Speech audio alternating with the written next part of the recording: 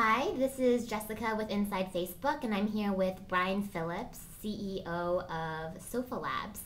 And they recently won the Facebook Fund 2009 competition with their online dating site, Frintro. So we're here just to launch an interview series with different Facebook Fund winners and just get a sense of what the process was like, how they're innovating in the application and Facebook Connect space.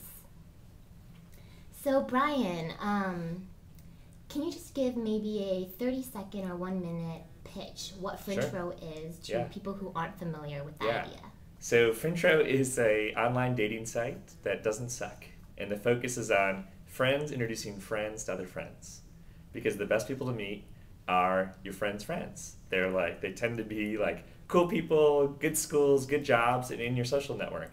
And so what we do at Frintro is just leverage all the power of Facebook Connect, which is fantastic.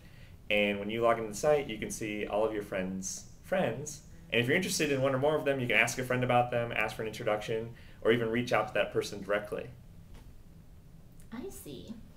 So how did you come up with this idea? Because we know that there are a lot of different online dating sites, from Match.com to different social dating websites. And so what are you doing that these other sites aren't, and how are you leveraging Facebook, and why aren't these other sites leveraging Facebook? Yeah, so let me start with how we came to the idea. One of our co-founders, Sky Lee, is a good friend of mine. I've worked with her in lots of different places, is the consummate matchmaker, and she's always trying to set me up with people. And if you look at my inbox from prior months, I get all these messages from Sky. Hey, I met this girl at a coffee shop. You gotta meet her, she's great. Here's her information. Or she'll send an email and be like, Brian, meet Sarah, Sarah, meet Brian. And it was always a challenge. It was always, it was always a little awkward. And she would even say, hey, Brian, check out my Facebook friends. And I'd sit there and I'd page through, all the dudes and, the married people. And I'd be like, is this person single? I'd be like, no, he's married. And so, it was just us, literally Sky trying to set me up is where we started. And we said, this should be a lot easier than it is. And just about the time when we were talking about dating, Facebook Connect came around. Just December of last year. We said, wow, I bet we could make this a lot more easy and fun if we could leverage Facebook for this.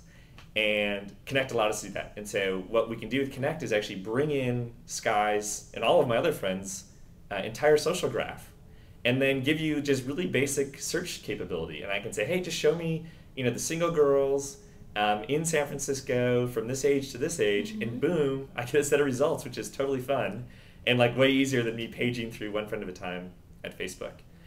So that's one of the huge benefits that Connect brings, and that's how we sort of came to the idea. Great. So say you're searching for a specific type of person, and a bunch of search results come up. So what kind of information is contained within the search? Is it obviously age? There's presumably pictures. What kind of information are you putting out there? Yeah, so we can grab quite a lot of really valuable information for dating from Facebook. Most importantly, you can grab some pictures. At a minimum, the public profile picture, and actually dating tends to be hyper-local, so if you share a network like the San Francisco network, you can also get sometimes lots of information or lots of pictures. We can also pull in your networks, if you're part of the Stanford network, or groups you belong to in that regard is often useful. Age is actually interesting. We did something fun. Facebook doesn't disclose age for good reason, for privacy reasons, at least birth year, though we will give you birth day. We calculate age based on graduation date. So we look at your high school or college graduation date, and we estimate what your age is if you haven't yet told us. And so that way it provides a really nice search filter. I can say, hey, just show me the girls of this age to this age, and it's just calculated based on their graduation year. Which again is kind of what people do anyway, right? You look on Facebook, you're like, oh, I wonder how old she is. Oh, she graduated, in 2000. Let me do the math. I noticed that on a lot of the different profiles, it said about and an age. That's our calculation. So that's your calculation. But some profiles actually had a specific age. The specific age are those people that have registered and explicitly told us their age. I see. So in some, I may be pulling in your friends, and we are calculating their age. If one of your friends actually signs up and they tell us their age, then we'll drop the about, because we actually know it. Okay, so can you kind of walk us through the process of, say, we're on your site, we register, and then what are the different tabs, what are the different features, and how do you actually go from, having an inkling of, you know, who would fit who Right. to actually executing upon that. Yeah. So a typical experience, and by the way, it differs. The fun thing about dating is the experience is different for everybody, especially for guys and girls, and singles and those that are in relationships. So I'll start with the use case I know the best. Guys, right? Typically my friends, they'll come to the site, they'll be on the search tab, which is the first tab, and they'll be given just, you know, pictures of girls. And by the way, we also show you how you're connected to them. So there'll be like a big picture of Jessica, and there'll be a small picture that's like, oh, Jessica's a friend of Brian's. And so they'll know, oh, okay, I know this girl through Brian. And they'll be able to sort of search through pages and pages of results. Okay. And I'll pause there for a second because like what's totally fascinating about the second degree social graph, which is where we're focused, is it's huge. And not everyone really appreciates the size of it. So, for example, I have 175 friends right now that have been using Frintro. These are like mostly our alpha testers. And with these 175 friends, I have 60,000 friends of friends.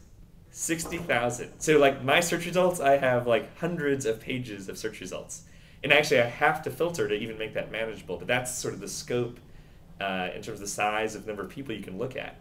So back to search though, a guy would come in, click on search, and then filter and say, show me single girls in San Francisco, for example, these ages. He would then, like if he wants to learn more about a particular person, would look at their profile. So you can sort of click on somebody and a more in-depth profile will pop up. You can see more pictures, you can look at, you know, their school or their interests, what music they like, based on what information is available from Facebook. And if they're interested, they basically have two choices. The first thing they could do, for choice number one, is to ask a mutual friend. And so the typical sort of messages are like, yo, what's her story? Yo, what's her deal? Like, tell me more about her. Mm-hmm. Is she cool? Is she single? Like, what's her story? And so that's one path. You can actually ask a mutual friend, and that's going to kick off basically a thread. It almost looks like a wall where you're just going back and forth with your buddies or girlfriends and guy friends. You know, everyone's just sort of chiming in. And that becomes really interesting and often entertaining, by the way, because everyone's weighing in on whether they're a good match or why or why not you may like them. And then if you both conclude, or everyone participating on the thread concludes that it might be a good match, the friend, the mutual friend, can make an introduction. And it's basically like a one-click intro. So on their side of the message thread, they have a big button that says introduce them. And if they do that, then it would put, like, you know, Brian and Sarah in touch with each other, and we could talk directly. So that's approach number one. Okay. Approach number two, maybe you don't want to go through your friend. Maybe you're like, oh, you know, he's no good at assessing whether I'd be a good match. I just want to talk to this person that I'm interested in directly. The system, the service lets you express interest in that person without the intermediary being the friend, if you so choose, by answering a simple question. Are you open to meeting this person? Yes, no. And if you click yes, what the system will do will let that person know that a friend of Brian's expressed interest in you. We won't specifically actually identify you, but it'll say a friend of Brian's expressed interest in you. Come check out Brian's friends. If Sarah, in this example, comes on the site and also expresses interest in me by clicking yes, then the system will do the introduction instead of relying on the friend. So in summary, you can search, you can check people out, and then you can either go through a friend and actually get some questions answered, or you can express interest through the service rather, and then the service will introduce you. That's very interesting. So when you were talking about the kind of friends chiming in to decide whether or not these two people would be a good match, right? Are you talking about basically a multi-user, you know, chat room within the Frintro platform? Okay. Yes, there can be. So you can choose, in some cases what people find, which is totally interesting, is you have several mutual friends in common. And you can kick off a message really easily, like we call it Ask a Friend. You click a button that says Ask a Friend, and it just opens up a composed message screen.